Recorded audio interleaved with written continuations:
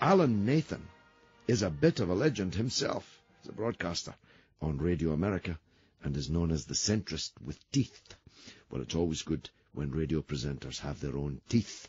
And Alan is looking ahead at the last of the 3 presidential debates and has agreed to join us from Arlington, Virginia. Alan, thank you very much. George, thank you so much for having me. I appreciate it. It's fabulous to have you on. Now, is the United States looking forward to this debate in the way that we are here as being perhaps a decisive episode in this great battle? Well, it's not as if the previous debates have raised the bar very high. They've been disappointing, haven't they? We're not exactly talking about patrons of Socratic dialogue, point, counterpoint, counter to point, counterpoint, not a lot in the way of rapid-fire rhetoric, but I can't imagine they can be anywhere near as boring as they were the last go-around. And I mean that for both candidates, because for all of his lofty rhetoric, I'm afraid Mr. Obama can be quite stammering in his delivery. And, of course, Senator McCain, goes without saying, has never been much of a rhetorician. Well, he's more wooden than Pinocchio, but he can't afford it tonight, can he? He's got to come out fighting. No, he's got to come out fighting. I was actually quite surprised that he did as abysmally as he did in the last round. I mean, Obama didn't serve himself very well, but I think looking at contextual itemizing of pluses and minuses, you would still have to give it to Obama by virtue of not doing as badly. But Senator McCain was really surprising in how appalling he was in his performance, simply because that was a town hall setting, and he is known to do very, very well in those kinds of environs. And unfortunately, he came up incredibly short. And I was, again, very, very surprised, because here's the paradox. Yes, Barack Obama has always been more eloquent when it comes to delivering prepared text, but when it comes to speaking extemporaneously, he's been pathetic. And actually, John McCain has always been vastly superior to Barack Obama when it comes to speaking extemporaneously, and this has always served him well in the town hall setting. Unfortunately, last go-around, you never would have known that. And obviously, for those watching it, from abroad who don't have the benefit of having been exposed to as many town hall meetings as we have when it comes to John McCain on his own, clearly their perspective was naturally, modeled on that exposure. But if they had a chance to see him on more occasions in the town hall setting, they would have been as surprised as I. What do you think he's going to do differently tonight, then?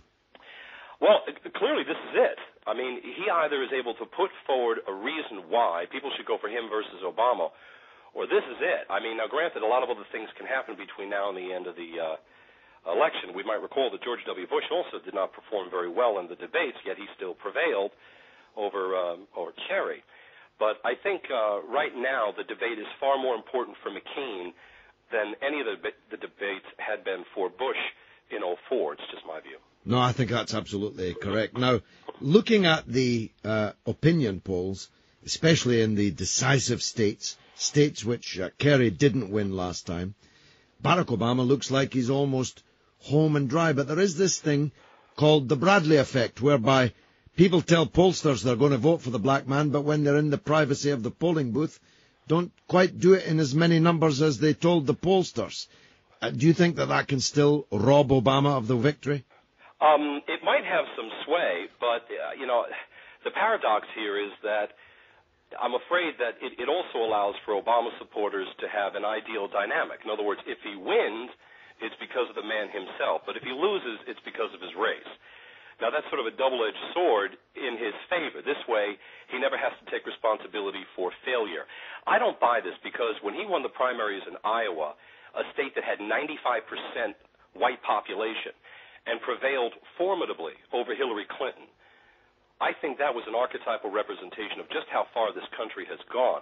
What I find so strange is that, we don't seem to mind the racism that seems to come from some of these minority leaders. And please understand, I'm an aggressive centrist. For me, that means I'm a national defense hawk, but I'm a social progressive.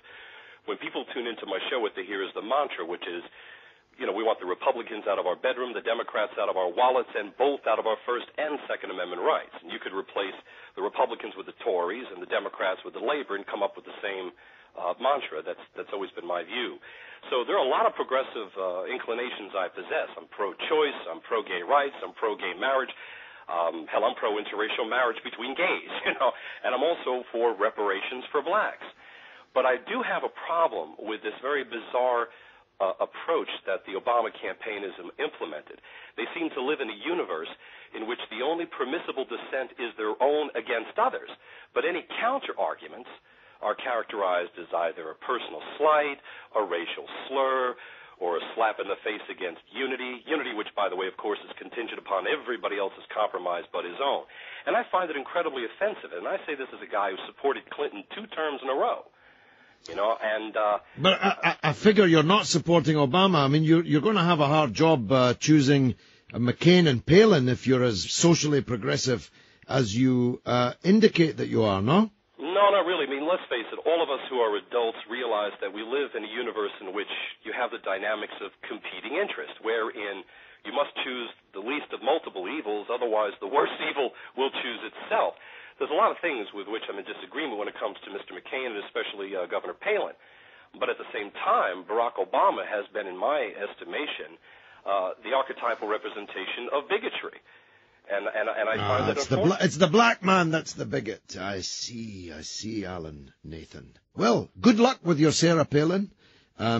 You clearly are intending to support the 72-year-old, 4 times stricken with cancer, John McCain, and you'll have Sarah Palin if you're successful as your vice president. And she'll be a heartbeat away from the presidency held by one of the oldest, sickest men ever to hold it. And when he passes, Alan, you'll have Sarah Palin in your bedroom. And I wish you good luck and good night.